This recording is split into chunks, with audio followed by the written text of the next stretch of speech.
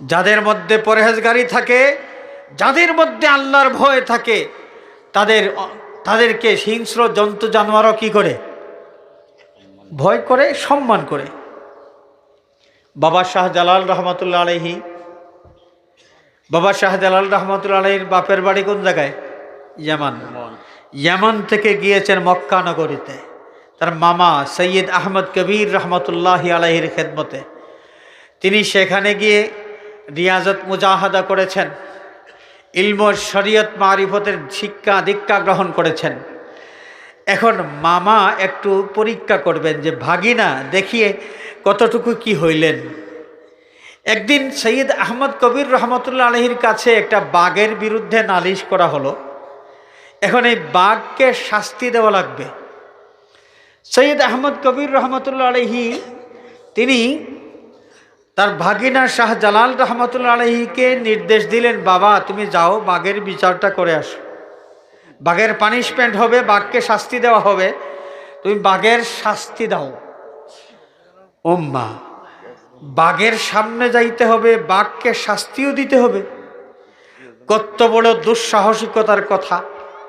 বাবা শাহজালাল রহমতুল্লাহ আলাইহি তিনি তো একজন মানুষ ছিলেন, তো মানুষ হইলে এই ভয়টা তো তার মধ্যে থাকা স্বাভাবিক ছিল যে বাঘের সামনে গেলেই ঘাড় মটকাবে এবং রক্ত শুষে জীবনটা শেষ করে দিবে। সৈয়দ আহমদ কবির রহমতুল্লাহ আলাইহি যখন ভাগিনা শাহজালালকে নির্দেশ দিলেন, বাবারে তুমি যাও বাঘের বিচার করো, বাঘকে শাস্তি দাও। বাবা শাহজালাল রহমতুল্লাহ আলাইহি বাঘের কাছে গেলেন, বাঘের কানে ধরলেন এক হাত দিয়া, আরেক হাত দিয়া বাঘের দুই গালে থাপ্পড় দেওয়া শুরু করলেন। থাপ্পড় খাইয়া বাঘ তো গর্জন করে নাই, বাবা শাহজালাল রহমতুল্লাহি আলাইহির প্রতি তেড়েও আসে নাই, বরং সেই বাঘ থাপ্পড় খাইয়া মাথা নিচু করে এই জায়গা ত্যাগ করেছে। যাদের অন্তরের মধ্যে আল্লাহর ভয় যত বেশি থাকে, পৃথিবীর সব হিংস্র জন্তু জানোয়ার তাদেরকে ভয় করে এবং সম্মান করে। এই হাদিস শরীফের পরবর্তী অংশের মধ্যে এসেছে আল্লাহ রাব্বুল আলামিন ঘোষণা দিয়েছেন যে আমার বন্দারা আমার কুরবত হাসিল করার অন্যতম একটা উপায় হলো আমি তাদের উপর যা বিধিনিষেধ দিয়েছি সেই বিধিনিষেধ যথাযথভাবে অনুসরণ করে চলা। এরপরে আল্লাহ পাক আবারও বললেন, ওয়ালা ইয়াজালু আবদি ইয়াতাকাররাবু ইলাইয়া বিন-নওয়াফিলি, আমার বন্দাদের মধ্যে সব বন্দা এক সমান নয়। আমার বন্দাদের মধ্যে কিছু বন্দা এমন আছে আমি আল্লাহর কুরবত হাসিল করার জন্যে, আমার কাছে আসার জন্যে, ইয়াতাকাররাবু ইলাইয়া বিন-নওয়াফিলি, আমার হুকুম আহকাম তো পালন করে আরো বেশি বেশি করে নফল ইবাদত বন্দেগী করতে থাকে। সুবহানাল্লাহ বলেন। নফল ইবাদত বন্দেগী করে আর আমার কাছে আসতে চায়। হাজরিনে কেরাম, আল্লাহ বড় মেহেরবান। হাদিস শরীফের মধ্যে এসেছে আল্লাহ রাব্বুল আলামিন জানিয়ে দিয়েছেন হাদিসে কুদসি, তাও মান তাকাররাবা ইলাইয়া শিবরান তাকাররাবতু ইলাইহি বাআন ওমান তাকাররাবা ইলাইয়া বাআন তাকাররাবতু, মান তাকাররাবা ইলাইয়া শিবরান তাকাররাবতু ইলাইহি জিরাআন ওমান তাকাররাবা ইলাইয়া জিরাআন তাকাররাবতু ইলাইহি বাআন। আমার কুরবত হাসিল করার জন্য আমার দিকে আমার কোনো বন্দা এক বিঘত যখন আগায় আসে, আমার বন্দাকে কাছে নেওয়ার জন্য এর দ্বিগুণ এক হাত তার দিকে আমি অগ্রসর হই। সুবহানাল্লাহ। আল্লাহ রাব্বুল আলামিন ঘোষণা করেন, ওমান তাকাররাবা ইলাইয়া জিরাআন তাকাররাবতু ইলাইহি বাআন।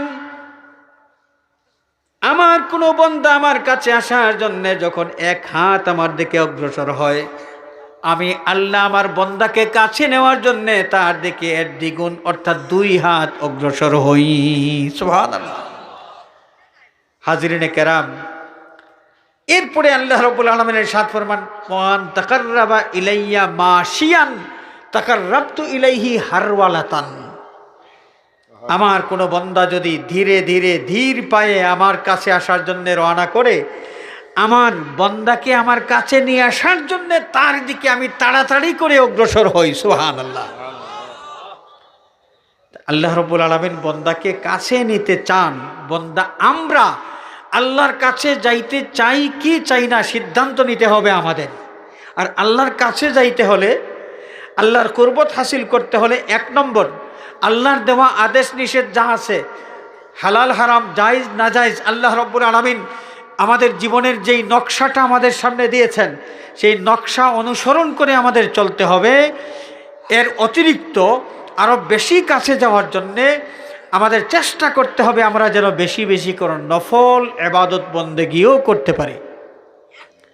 আর আমরা যদি নফল ইবাদত বন্দেগী করি আর নিয়ত করি যে আমি আল্লাহর কাছে যাইতে চাই, আরও বেশি করে নামাজ পড়ব, আরও বেশি করে আরও 2 রাকাত নামাজ পড়ি, আরও 2 রাকাত নামাজ পড়ি, রোজার মাস তোর ফরজ রোজা রাখলাম, এখন দেখি আরও কয়েকটা নফল রোজা রাখার চেষ্টা করি, আমি আল্লাহর কাছে যাইতে চাই, আল্লাহর মহব্বত চাই। আল্লাহ রাব্বুল আলামিন ফরমান যে আমার যেই বন্দাটা আমার কাছে আসার জন্য এইভাবে নফল ইবাদত বন্দেগী করে করে চেষ্টা চালিয়ে যায়, শেষ পর্যন্ত আমার খাস মহব্বতের ডোরে আমার বান্দাকে আমি বেঁধে নেই, আমি খাসভাবে তাকে মহব্বত করতে শুরু করি। সুবহানাল্লাহ। আল্লাহ রাব্বুল আলামিনের শান ফরমান, আমার যে বান্দাকে আমি খাসভাবে মহব্বত করি,